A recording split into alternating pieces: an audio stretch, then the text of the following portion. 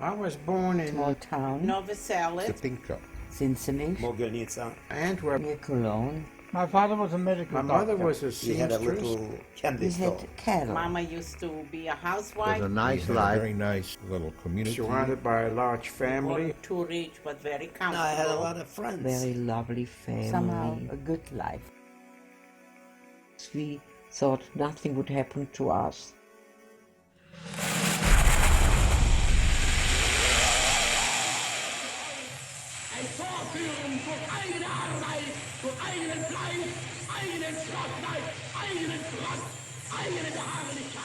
When Hitler invaded By the German troops. Taken all the Jews out of their invaded our homes, destroyed all the businesses, shattered all the glass.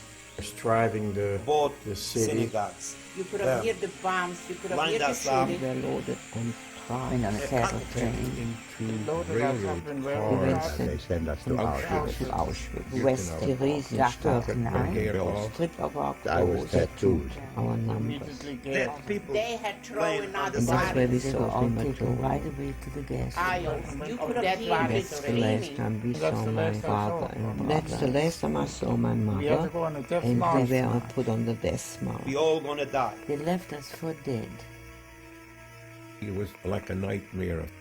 and I survived it.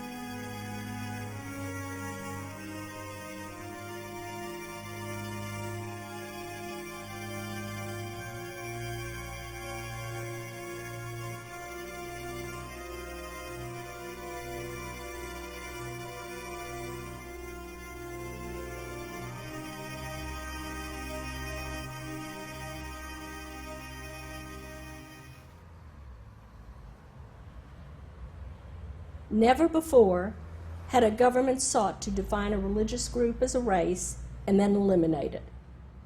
Never before had a government harnessed technology for the purpose of constructing death camps. Never before had a government sought to dehumanize a group through a systematic use of propaganda, education, radio, and literature. I realize that it's true. You can read countless numbers of books and watch hours of documentaries concerning the Holocaust, but there is nothing like having the opportunity to listen to someone who has actually been there and experienced this. It's a great pleasure and honor for me to introduce to you a very special gentleman who has come today to share his story of survival with us. His name is Mr. Max Steinmetz.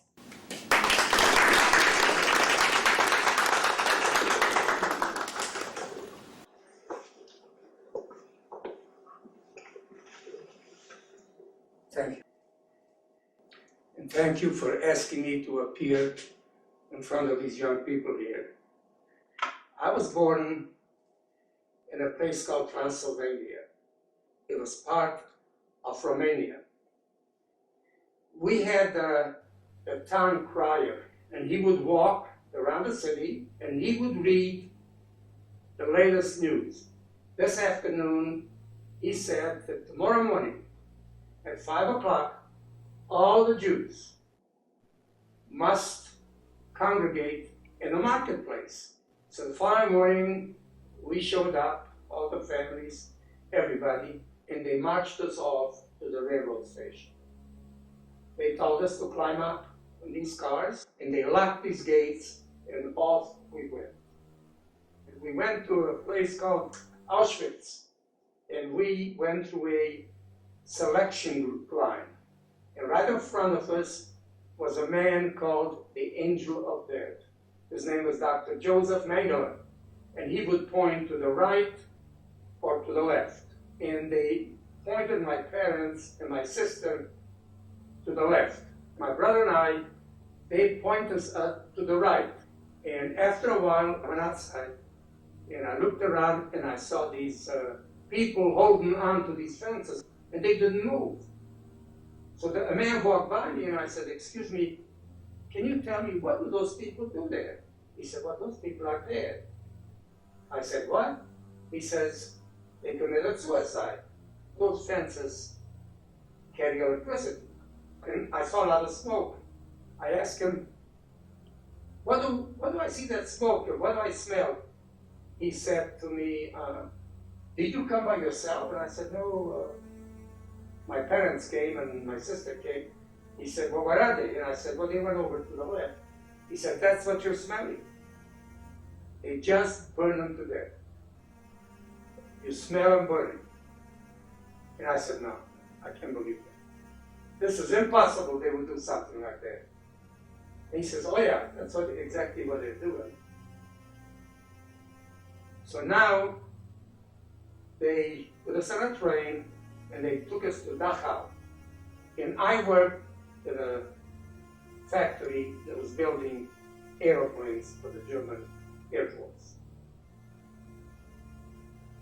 They divided the camp in two parts. The people that were sick, they told them to go to the left. The people that were healthy, go to the right. And we couldn't decide where to go.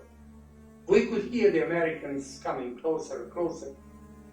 And we knew they were coming, but we just didn't know how long it's going to take them to get there. So we were afraid if we say we're sick, they're going to gas us immediately. They're going to kill us all. And if we say we're healthy, what are they going to do with us? Meantime, my brother died. He starved to death. I weighed 80 pounds the day I was liberated. So they marched us off, and we're going to build trenches to keep the Americans from advancing. So we marched for about 6 days, and finally I had enough, and I escaped.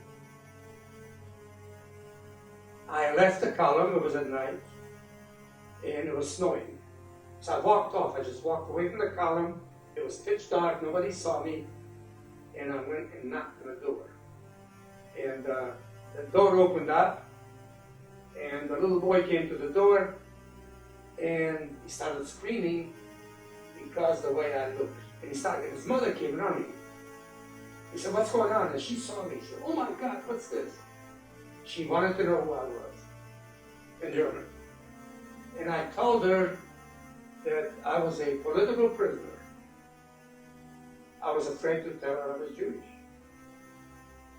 So she said, "Oh, come on in." She closed the door, and she sat me down, and then she called somebody in. And a German officer came in for another room. And when I saw him, I thought, this is it. He was very nice. He wanted to know where I'm from. And he said to me, "The war is almost over. We're not going to hurt you. You can stay here until the war is over, and we'll take care of you." And I couldn't believe it. I didn't want to believe it. And I just shook my head. And then they started feeding me. And there was no end how much I could eat. And about 3 days later, she says to me, "There's some people out here that want to come in and say hello to you." And I thought they were the German guards. But they weren't. They were some soldiers. And they took me to a hospital. And I was there for a few weeks, for about 2 weeks. And I went to a DP camp, which stands for Displaced Persons Camp. And I went to school. They had special schools for us there. So I applied for a visa to come here to the States. So I came to the States,